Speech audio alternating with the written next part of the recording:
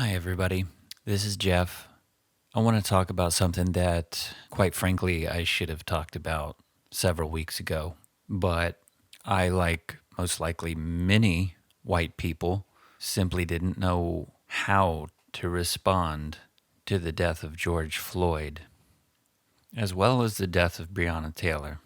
Even though I, like many people I know, have been on the side of Black Lives Matter for several years and been in the fight against racism for several years, it occurred to me when George Floyd was killed that I had not done enough.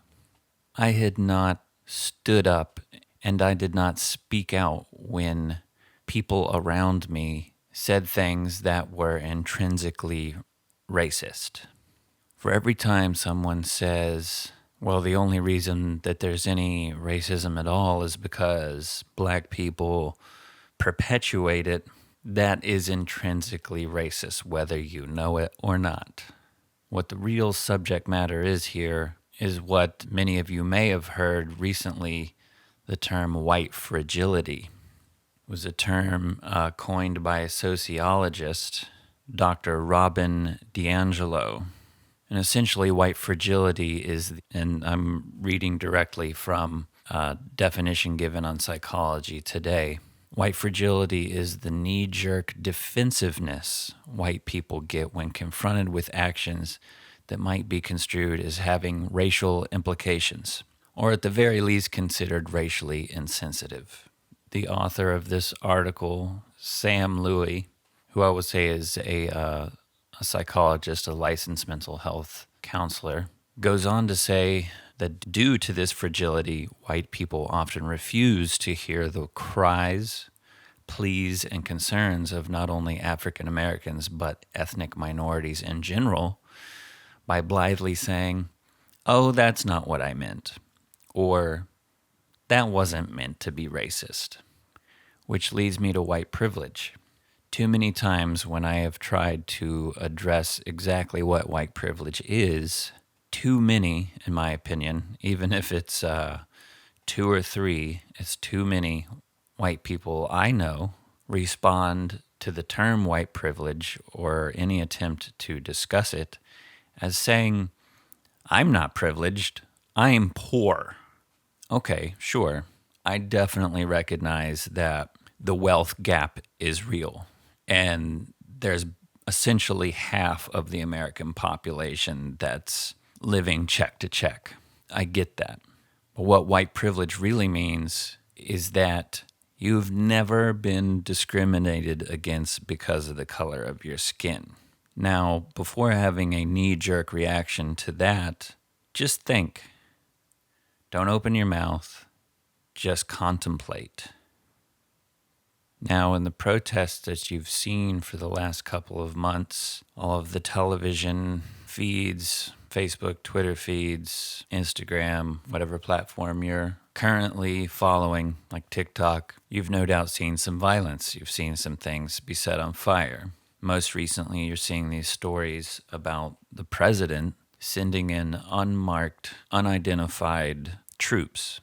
These groups consist of some U.S. Marshals, some DEA agents, and other federal agents. And these people are sent in to whatever city they can abduct an American citizen or detain, if anybody wants to split hairs, we could say detain, but they can grab an American citizen, not read any rights to this person, not tell the person why they are being detained or arrested, whichever one of those it is, throw them into an unmarked car and leave.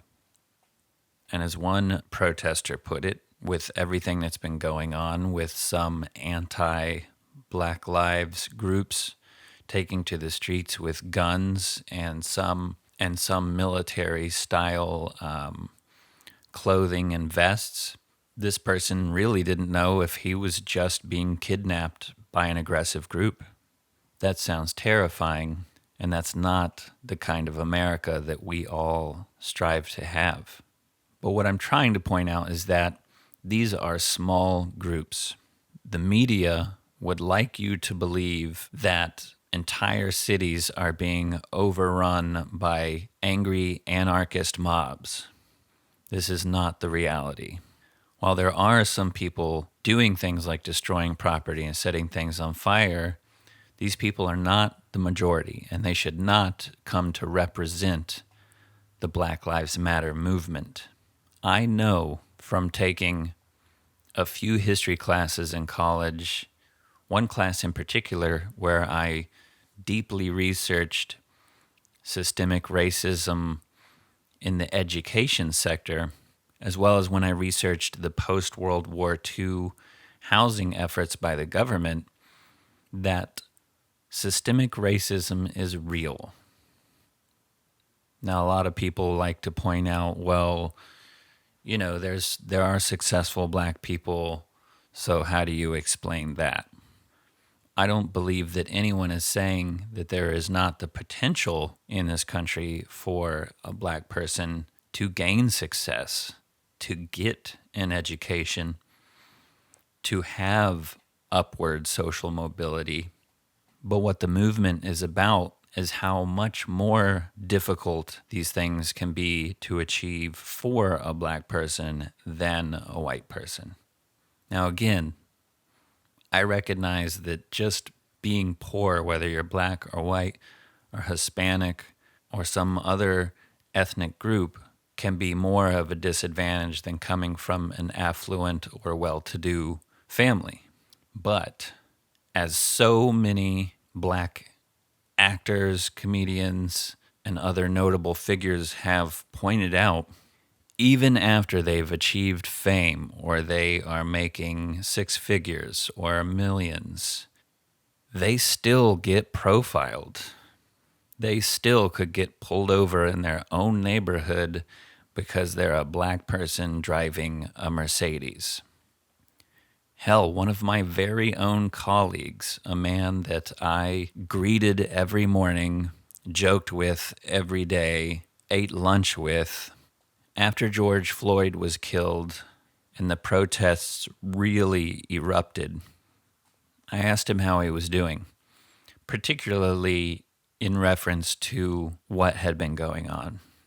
Then my colleague proceeded to tell me, who, by the way, lives in my neighborhood, proceeded to tell me that he too experienced this. Just because he's a black man driving a Lexus in a predominantly white neighborhood, he was pulled over and questioned about why he was in this neighborhood. Think about that. Whoever you are out there listening right now, think about how you would feel if you were pulled over like a block from your house and questioned about why you were on that street, why you were in that neighborhood. How would you feel? Let's go deeper on this. If a white man was killed by a police officer on a city street by having his neck kneeled on for 8 minutes and 45 seconds for supposedly using a counterfeit $20 bill, how do you think white people would react?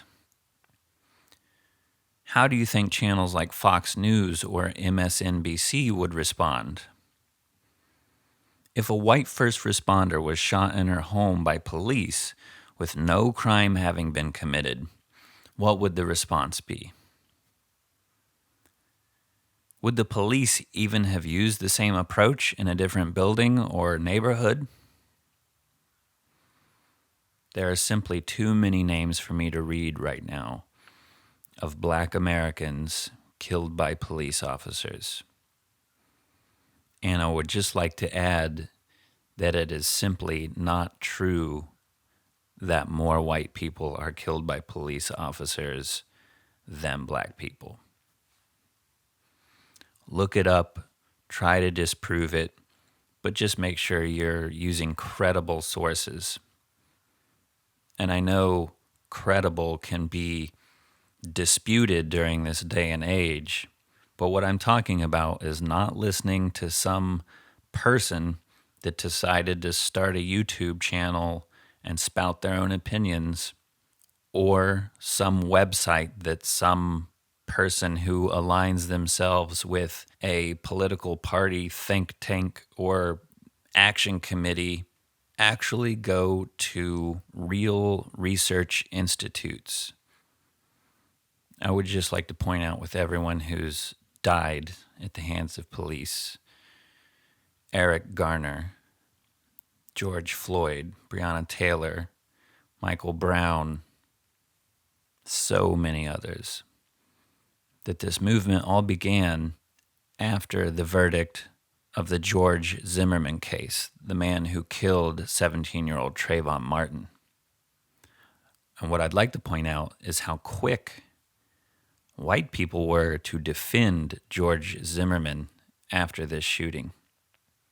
As soon as the first person claimed that this was a racist act, white people jumped to the defense of George Zimmerman. I was there. And what I'd also like to point out is how ultimately we find out after his acquittal that he was indeed a racist creep after all. Now, what I want to leave you with is what this movement is really about. It's not only about fighting for equality, but it's about understanding. If you are not black, and especially if you're a white person, it's about taking the time to try to understand what it's like to be black. It's about taking the time to be empathetic towards your neighbor or your friend, to just listen. You know, many people think because the Civil Rights Act was passed back in the 60s, that meant within a few years we just stamped out systemic racism and we got rid of segregation. That is not the story whatsoever. And anybody who wants to do just a little bit of research will find that it took decades to undo the harm that was done by racial segregation and by slavery. And I would actually argue that we are still trying to undo those effects. So I guess what I'm saying is if you're white, put your ego to bed. This isn't about you. This isn't an accusation towards you. Just because you might find out that you weren't really participating in defending other people's rights, it doesn't mean you're a despicable person. It just means that you've been ignorant. And ignorance does not make you a bad person either. But choosing ignorance does. Educate yourself. Don't just listen to a Facebook meme or a politician or even a talking head on one of the opinionated 24-hour news channels. Find facts and listen to the stories of dozens of your black community members. You know, I like something that Dave Chappelle pointed out in his Netflix special in response to the killing of George Floyd. And I'm trying to go off my memory, so forgive me if I mess it up. But I believe what he said was that his grandparent, or I believe what he said was that his great-grandparent was a slave. To think about what it means to actually have someone who was in your family who was owned by another person, who essentially had no rights of their own, and that we live amongst many people who had a parent or a grandparent who were in fact property of another person. Or hell, for argument's sake, let's even say a great-grandparent. So basically, 3 lifetimes of separation. And if you're listening, I don't know if you've even tried to fathom how hard it could be to come back from that system. A system which oppressed people and denied them education. It was common practice to deny slaves basic things like how to read. Now imagine that. The slaves are freed. Oh, now they can go live like the rest of us. Well, how are they supposed to do that when they can't even read? Lastly, please stop saying all lives matter or blue lives matter. We know that. We're all on the same page. None of us who are speaking up, who are taking to the streets, think that anybody should be killed. But if you're saying all lives matter or blue lives matter, quite frankly, you just sound like an asshole. And you are hijacking the movement, which is designed to put a spotlight on the racial inequality and inequities in our society that have been going on for over 50 years. I mean, look up some of the programs that were started after World War II, and you will see that black people were denied the right to own property. There was such a thing called blacklisting, which meant entire regions and suburbs were made white and kept minorities, especially black people, out of them. Anyway, I'm starting to feel like I'm rambling, so I'd just like to close by saying, love your neighbor. And by loving your neighbor, I don't just mean be nice to them by saying please and thank you, but really try to be empathetic. See if you can keep your mouth closed and really just critically think about everything someone has to say. Go home and sit with it before responding.